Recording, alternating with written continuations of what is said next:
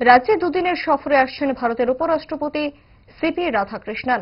আগামীকালই রাজ্যে আসছেন উপরাষ্ট্রপতি। তার যাত্রাপথ সহ নিরাপত্তা ব্যবস্থার আয়োজনে রাজ্য আরক্ষা প্রশাসনের প্রস্তুতি চলছে জোর কদমে। রাজধানীর যেসব পথ ব্যবহার করবেন উপরাষ্ট্রপতি, সেই পথের নিরাপত্তা ব্যবস্থা খুঁটিয়ে পরীক্ষা করে দেখছে রাজ্য আরক্ষা প্রশাসনের কর্মীরা। রাস্তায় বেআইনিভাবে জনপদ দখল করে পার্কিং করে রেখে যাওয়া গাড়ি সরানোর কাজ শুরু করেছে রাজ্য ট্রাফিক দপ্তর। রাজধানীর প্যালেস কম্পাউন্ড এলাকায় সেই অভিযানের চিত্রও দেখা গেল আজ। সরকারি আদেশের নিয়ম তোয়াক্কা না করে রাস্তার পাশে গাড়ি রেখে চলে যাওয়া গাড়ি মালিকদের বিরুদ্ধে কড়া শাস্তিমূলক ব্যবস্থা নেওয়ার কথাও ভাবছে ট্রাফিক কর্তারা। উপরাষ্ট্রপতির রাজ্য সফর মসৃণ রাখতে সমস্ত ব্যবস্থা গ্রহণ করেছে রাজ্য আরক্ষা প্রশাসন।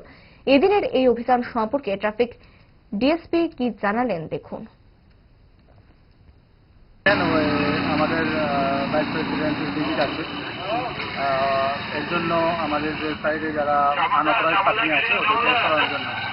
অ্যাকচুয়ালি দুদিন ধরে মাইকিং হচ্ছে, তবু ওরা এইসব থানিয়ে দিচ্ছেন। সুতরাং আমরা কী করবো, নেক্সট কোর্স অফ অ্যাকশনে আমাদের যেতে লাগবে।